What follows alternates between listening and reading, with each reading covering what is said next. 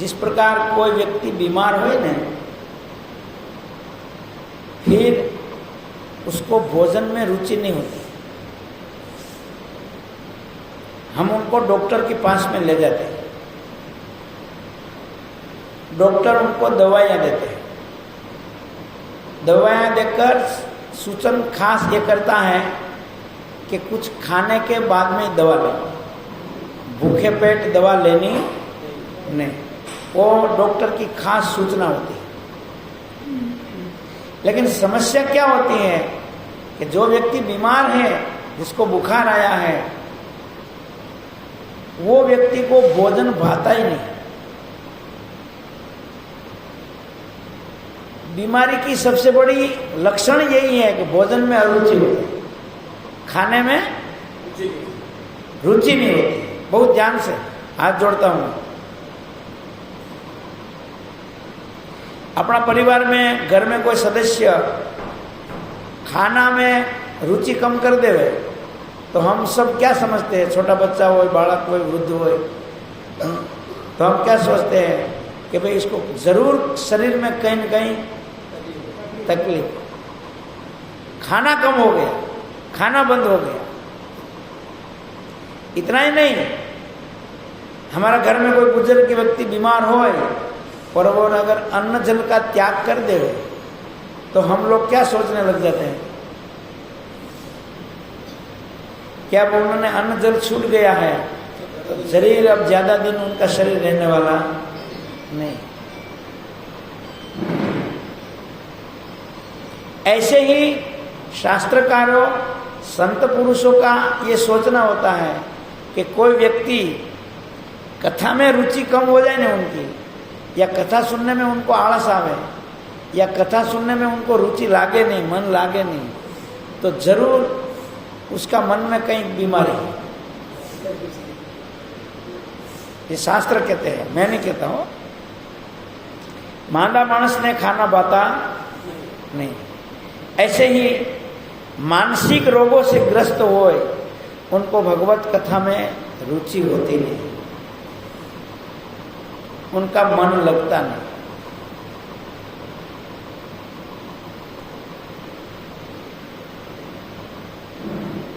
मैं क्या बताऊं आपको, हमारी बात नहीं है, केवल बड़े बड़ों की बात है।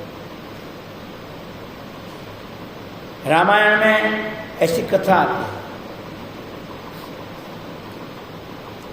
भगवान शंकर का धर्मपत्नी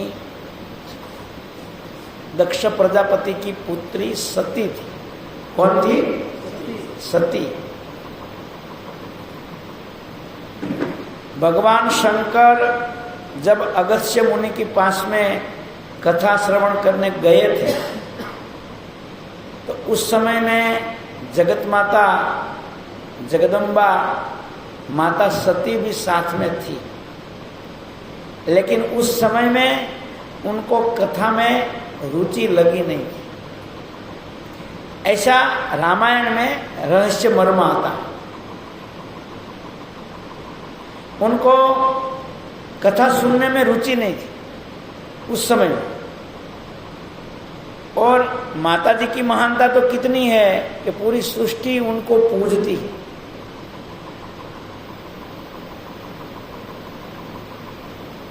बड़े बड़े योगी वो, मुनि वो, तपस्वी वो, सिद्धो, देवताओं जगत माता जगदम्बा की पूजा, आराधना, उपासना करते हैं और कई उनकी इच्छाओं की पूरी करते हैं। लेकिन उसके बाद में भी रामायण का रहस्य एक हमको समझा जाता है। अगर हमको समझना हो तो, हमको अगर समझना हो तो हमारा मन में साहजिक हमारी भ्रांति क्या होती है कि जैसे बड़े बड़े देवताओं हैं तो वो उनको कुछ कथा सुनने की जरूरत नहीं, हम ऐसा मानते हैं। हमारा तो लेना देना ही नहीं होता है कुछ, क्योंकि हमारे सबसे ज्यादा प्यारा हमको कौन लगता है कि हमारी जो सांसारिक कामनाओं हैं उसकी पूर्ति कौन करे, बस वो हमारे लिए भगवान है।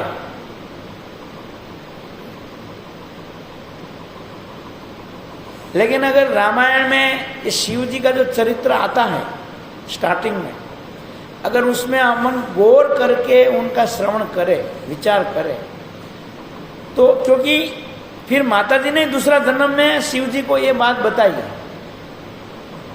कि अब मुझे राम जी की कृपा से पूर्व जन्म में जो मेरी बुद्धि थी, मेरी मलिन बुद्धि थी, इतनी नहीं रही।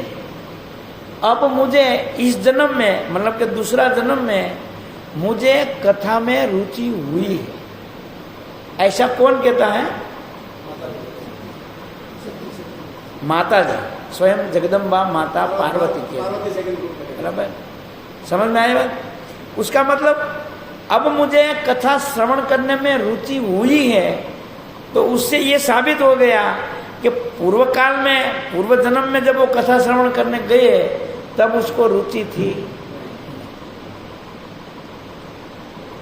तो भगवान का भक्तों, हमारे ऐसा चरित्रों में से ऐसा मैसेज हमको लेना चाहिए कि कथा श्रवण करने में रुचि होना कितनी दुर्लभ है। समझ में आवे?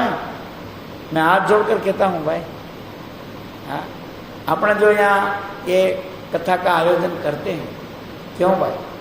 कि कोई जीव भगवत कथा ना श्रवण करे, हृदय में उतारे और कथा का माध्यम से ही भगवान में प्रेम होता है। हमारा हृदय में जो मोह है, अज्ञान है, विकारों है, उसका शुद्धिकरण भी कथा से ही होता है। कथा का श्रवण करते करते करते मोह कहाँ चला जाएगा और वो मोह भगवत स्वरूप में प्रेम का रूप धारण कर लेगा, वो हमको पता ही नहीं चलता। और जिन जिन को जहाँ जहाँ कहीं भी मानसिक रोग हुआ, तो जिन जिन महापुरुषों ने या भगवान का अवतारों ने या भगवान का स्वरूपों ने उनका उपाय भी कथा श्रवण ही बताया। हमारा जो हृदय है वो मोहग्रस्त है। क्या है? मोह से ग्रस्त हो गया। तुलसीदास जी महात्मा ने रामायण में ऐसा लिखा है,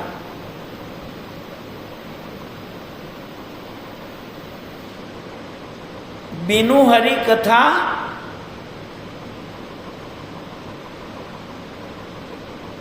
सत्संग, बिनु हरि कथा सत्संग, ता बिनु मोहन भाग। मतलब भगवान की कथा और संत पुरुषों का सत्संग बिना मोह भागता ही नहीं। और जब तक मोह छूटेगा नहीं, तो तुलसीदास जी आगे कहते हैं, मोह गए बिना राम पद दृढ़ न होत अनुराग।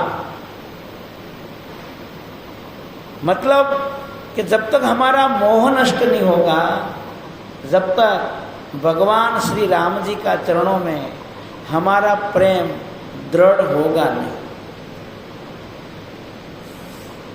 इसलिए अगर और भगवान में प्रेम हुए बिना हमारा जन्म मरण का चक्र मिटेगा।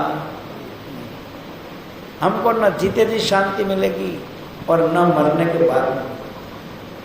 हमारा सबसे बड़ा दुर्भाग्य यही है कि हमको शरीर, संसार, सगा संबंधी, पंच विषयों, उसमें तो हमारा हृदय में बहुत प्रेम है, लेकिन प्रभु में प्रेम नहीं। हनुमान जी का जीवन में से जो हमको आनंद आता है क्या है? भगवत प्रेम से डूबे हैं। प्रभु प्रेम में वो सराबोर है, इसलिए उनका जीवन अद्भुत है। लक्ष्मण जी, माता सीता, ऐसे महान महान जो जो अवतार में जो जो भगवान के भक्त हो गए, वो भगवत स्वरूप में प्रेम में सराबोर हो गए। इसलिए उनका जीवन में अलौकिक दिव्य सुख उनका चरित्र को हम याद करते हैं, श्रवण करते हैं, तो भी हमको शांति मिलती है। क्यों? क्योंकि वो निर्मोही होकर भगवत स्वरूप में डूब गए। खास करके भक्तजनों, हम कथा श्रवण करें भगवान के सच्चे संत के मुख से, तो मोह एक दूसरा काम क्या करता है, बहुत ध्यान से सुनना। कि चलो हमको तो, हमारे में तो विकार है, हमारा जीवन में मोह है, आसक्ति है, वो इतना नुकसान नहीं करती। बहुत बहुत तो क्या होता है कि हमको जन्म मरण का चक्र में फंसे रहना पड़ता है। लेकिन हमारा में जो मोह है, हमारा में जो विकार है, वो एक दूसरा नुकसान पैदा करता है। वो क्या? कि हमारा जो इष्ट देव है, हम जिनका भजन करते हैं, हम जिनका ध्यान उपासना करते हैं, कभी कभी हमारा मोह हमको हमारा इष्ट देव में भी मनुष्य जैसी बुद्धि करा देता है। जय स्वामीनारायण। बहुत बहुत ध्यान से, उस सीरियसली मैं ये बातों कहने जा रहा हूँ। अगर किसी को समझ में आवे और किसी का हृदय में अगर कथा में रुचि जागे तो, बाकी तो मन नहीं लागी रही है।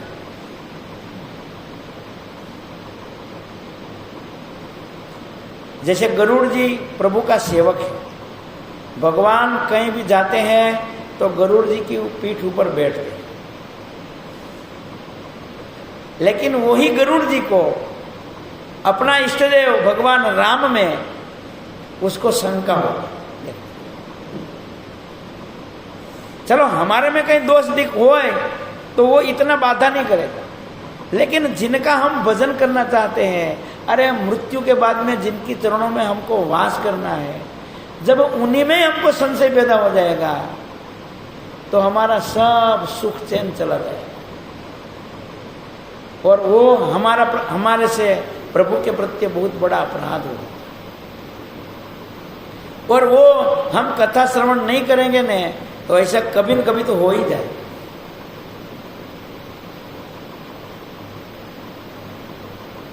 क्योंकि कथा श्रवण के माध्यम से भगवान का स्वरूप का तत्वतः ज्ञान होता है। और अगर ज्ञान नहीं भी हुए तो भी कथा सुनते सुनते भगवत प्रेम अपने आप जागता है। इसलिए जहां प्रेम होता है न, फिर वहां दोष दिखाई नहीं देता।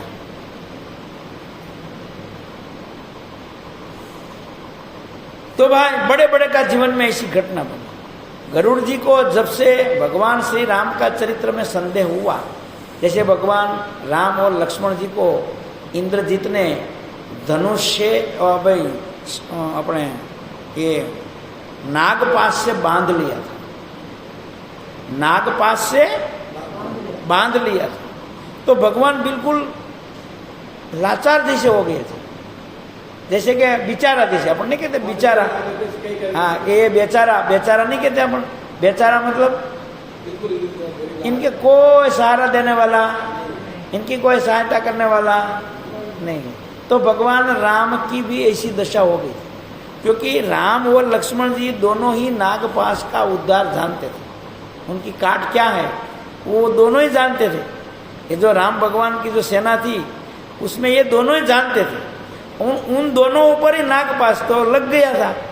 तो ऐसा कोई व्यक्ति अब था नहीं भगवान की सेना में कि नागपाश से प्रभु को मुक्त कर सके, तो बेचारा ही हो गया। तो जब गरुड़ जी वहां आए तो उन्होंने प्रभु की जो स्थिति थी ने वो बेचारा जैसी देखी कि यार ये भगवान है क्या, और भगवान इतने बेचारे होते हैं कभी। ये मैं आपको एक ये जो चरित्र कथा में इसलिए भी सुना रहा हूँ कि मान लो कि हमको राम भगवान में कि श्री कृष्ण भगवान में, उसमें तो हमको बहुत संशय नहीं होता है। लेकिन आप लोग जो स्वामीनारायण में जुड़े हुए हैं ना, तो स्वामीनारायण के बारे में आपको ये संशय होने की बहुत संभावना। और अगर आपको न हो न तो दूसरा लोग आपका कान में वो बातों डाल के वो संशय पैदा कराते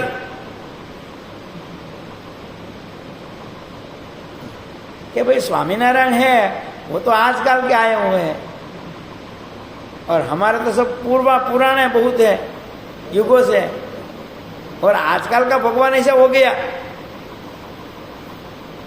ऐसा हजारों प्रकार का संशय भगवान स्वामीनारायण के बारे में होने की संभावना।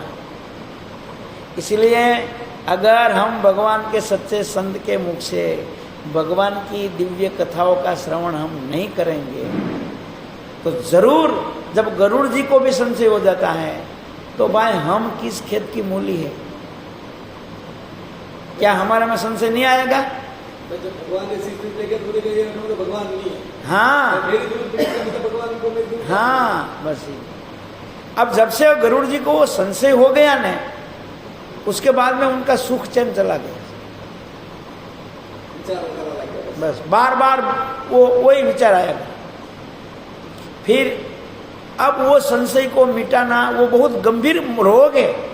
ये जो रोग है ना संशय वाला, हाँ, उसका कोई इलाज नहीं, वो भ्रम है। गरुड़ जी को ये भ्रम हो गया ना। आप संसार में भी देखो ना, पति पत्नी नए नए शादी करके आए हुए ने, एक दूसरा में है ने अंधा विश्वास में हो, अतरो प्रेम हो वहाँ कहीं संशय न था।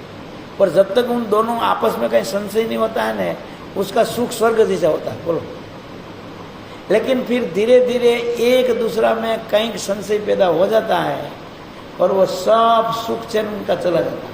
वो करोड़ों रुपया बंगलो हो, अरबों रुपया हो, धंधा बिजनेस हो, कपड़ा हो, साथ में खाने पीने की चीज़ों की कोई कमी न हो, लेकिन वो संशय रूपी कीड़ा है ने वो कहीं सुख लेने देता। जो ऐसे ही भक्त और भगवान के बीच में जो अलौकिक सुख कब आएगा कि भक्त को कभी अपना इष्ट देव में संशय न हो। अब गरुड़ जी को संशय हो गया, सती माता को भी संशय हो गया था। और संशय होने का कारण क्या? बस उसको कथा में रुचि नहीं थी। उन्होंने कभी भगवत कथा में रुचि ली। अब जैसे हम कथा सुनते जरूर है लेकिन रुचि नहीं है। ये बात थोड़ी ध्यान से समझने जैसी है। वो हम कथा सुन जरूर लेते हैं लेकिन रुचि नहीं। जो चीज में हमको रुचि हो ना वो ऑटोमेटिक याद आवे और ऑटोमेटिक करने की इच्छा हो जाती है। अभी जो हम कथा सुन रहे हैं ना, ये ऑटोमेटिक नहीं सुन रहे, हमारी रुचि से प्रेरित होकर नहीं सुन रहे। कभी कभी यूं कहीं आ लो भाई जया वे वहाँ चलो स्वामी जी फोन करेंगे, अच्छा नहीं लगेगा, या फिर ठीक है वहाँ चलो जाके आई जावे। सहज है अंदर जो रुचि होती है ना, जैसे कि कोई मानस पहला किसी को रोग हो गया हो, फिर वो स्वस्थ हो जाए ना, फिर वो तुरंत भोजन मांगता है, चलो मुझे खाना है, वो डिमांड करता है। अगर न हो तो व्यवस्था करता है, बनाते हैं, बनाने के लिए बोलता है चलो मुझे खाना दो। ऐसे ही जब हमारा हृदय में कथा की रुचि जागे न तो कथा की अंदर से डिमांड आती है। एक दिन कथा न सुनी हुई न तो फील होता है। जैसे कि हमने एक दिन भोजन न किया हो, एक दिन की क्या बात करते हो, एक टाइम हमने भोजन न किया हो न है तो अंदर से डिमांड आती है, अरे यार रात को है ना, अभी श्रावण महीना में कोई एक टाइम भोजन करता हो ना, और मान लो कि उन्होंने दोपहर में भोजन कर लिया हो અને પછી સામરા 10 बजे जाए ने जो भूख लगी हो ने तो कहीं क्या खबर, अरे यार आज नींद नहीं आ रही, क्यों? अरे भूख लगी है। अंदर से डिमांड करता है। ऐसे ही जब भगवत कथा में रुचि होती है ना, तो जब एक टाइम कथा न सुनी हुई ने तो अंदर से डिमांड आती है, यार आज मुझे कथा नहीं सुनी, आज मुझे कथा मैं चलो सुन लो। कहाँ सुनूंगा, कैसे सुनूंगा? अंदर से डिमांड आवे। अब हम बोले यहाँ कथा सुनने लिख के आ जाते हैं जरूर, लेकिन डिमांड से नहीं आते हैं, डिमांड से कोई नहीं आता आते भी कथा है। हाँ रिमांड से, हाँ रिमांड मतलब रूटिंग से, यूं एक रूट बन गया भाई, चलो हाँ ये प्रोग्राम हो रहा है वहाँ जाना है, बस ऐसे। समझ में आया? बहुत ध्यान से सुनना, बहुत दुर्लभ है भाई। भगवत कथा में रुचि जागना ये बहुत दुर्लभ है, और नहीं है उसका मतलब हमारा मन में मोह का रोग है। अब भाई गरुड़ जी का सुख चैन चला गया। अब गरुड़ जी नारद जी के पास में आया, बोले मुनिवर मुझे इसका कोई इलाज बताओ। तब नारद जी ने गरुड़ जी को महादेव जी के पास में भेजा कि आप वहां जाओ। फिर गरुड़ जी महादेव जी के पास में, क्योंकि भाई सुखद नहीं हुआ, संशय पैदा, संशय ऐसी चीज है भाई। पर हमारे में तो हजारों संशय पड़े हैं, एक नहीं कितना, हजारों न लाखों। हमारा धर्म ग्रंथों में, हमारा साधु संतों में, हमारा इष्ट देव में, अभी भले वो बाहर आया नहीं है, अंदर पड़े हैं। अवसर आवे ने तो बाहर आवे। जैसे कि मान लो कि परीक्षित, हम बोले जाओ ध्यान देने, अभी भी मैं हाथ जोड़कर निवेदन करता हूँ, रुचि नहीं है ने इसलिए बार बार कहना पड़े। रुचि हो ने तो कथा समझ में भी आएगा। अपने तो मैं अभी आपको रुचि नहीं है ना, तो ये कथा मैं कल पूछूंगा ना आपको कि क्या आया था, तो एक जन भी बोलेगा नहीं, बोलो, क्योंकि रुचि नहीं है।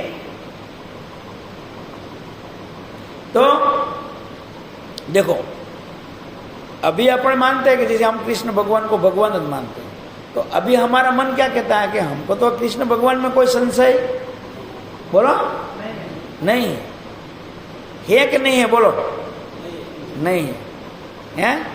तो जब परीक्षित महाराज ने जब कथा सुन रहे थे ना वो, तो 5 दिन हो गया। फिर सुखदेव जी महाराज ने उनको पूछा कि बोल अब तुझे क्या सुनना है। तो उन्होंने कहा अब मुझे हमारा इष्ट देव भगवान कृष्ण की कथा सुननी, जिन्होंने मेरा दादाजी का रथ चलाया था, ठीक है, जिन्होंने मेरी गर्भ में रक्षा की थी, वो मेरा प्रभु कृष्ण की कथा मुझे सुनाओ। मेरा मन बहुत उत्साहित है। देखो कितना भाव से वो कह रहा है। लेकिन जब वो कथा सुनते सुनते, कृष्ण की कथा सुनते सुनते, जब गोपियां और कृष्ण की रासलीला की कथा आई, तो तुरंत संशय हो गया।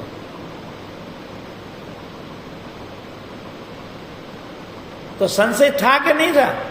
नहीं था पहले, हो गया ना पहले था ही, लेकिन वो संशय को बाहर आने का अवसर नहीं था। तो इसी प्रकार हमको राम भगवान में या कृष्ण भगवान में कोई संशय होगा कि नहीं होगा? बोलो अब बोलो, हाँ के नाथ बोलो, नजर सिंह जी हैं? यो हाँ के नाथ बोलना, दूसरा लंबू नहीं करना है।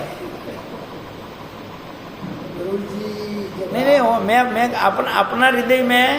अपना हृदय में राम भगवान के बारे में कि कृष्ण भगवान के बारे में अंदर संशय पड़ा होगा कि नहीं पड़ा होगा, यूं पूछ रहा हूँ। ऐसी परिस्थिति में है, ऐसी परिस्थिति आती है कि पूरा आदमी संख्या में जाता है। तो वो होए तो खड़ो है ना, पर वो होए तो खड़ा होता है ना, न होए तो खड़ा होता ही नहीं है। जैसे कि सुखदेव जी महाराज थे, तो सुखदेव जी महाराज वो कथा गा रहे थे, लेकिन उसका मन में कोई संदेह नहीं आया। परीक्षित केवल सुन रहे थे, इतना ही नहीं। देखो भाई परीक्षित ने वो कथा सुनी, वो कम से कम मतलब उनका आयुष पूरी होगी, उसका अंत मतलब कि 100 साल का तो कम से कम समय हो गया होगा, क्योंकि भगवान ने शरीर छोड़ा, उससे पहले भगवान 125 साल तक रहे थे। तो भगवान ने 11 साल की उम्र में गोपियों के साथ लीला की थी। कितनी? तो 100 साल तो भगवान की आयु का हो गया। उसके बाद में परीक्षित जन्मा, हाँ, तो ठीक साल है, बाद बदल- वो वापस उनकी भी उम्र हुई होगी लंबी, ठीक है, तो 150 साल जितना समय हो गया होगा। तो परीक्षित ने 150 साल के बाद में वो कथा सुनी, और गोपियों के साथ में तो रियल में वो घटना घटी थी, जो गोपियां थी उसके साथ में वो घटना घटी थी। और उद्धव जी ने तो भगवान कृष्ण जब कुब्जा के घरे गया ना रात्रि विश्राम करवा, तो उद्धव जी को साथ में लेके गए थे। तो मतलब कि अंदर भगवान गए कमरा में, और उद्धव जी को कहा कि तुम यहाँ बाहर बैठो। अंदर एक अकेली कुब्जा, वो 16 श्रृंगार सज के प्रभु की इंतजार कर रही। तो उद्धव जी को इतना तो पता है ना, मूर्ख थोड़ा था उद्धव जी है कि भाई अब अंदर गए हैं तो वहां जाके क्या करेगा वो। तो उद्धव जी को कोई संदेह है, वो बाहर बैठे रहे रात भर, भगवान की सिक्योरिटी करते रहे। प्रातः काल में भगवान आए बाहर, और उद्धव जी भगवान के साथ में चले गए। लेकिन उद्धव जी का मन में कहीं संदेह नहीं। अगर होता तो वो तो रात को ही वहां छोड़ के चले जाते। यार ये कोई रीति है कहीं यार। लेकिन उद्धव जी को पहले से ही संशय नहीं था, और परीक्षित को संशय हुआ, उसका मतलब पहले से पड़ा था। पुराण पढ़ियो, पुराण पढ़ियो। हाँ, इसी प्रकार हमारे में भी संशय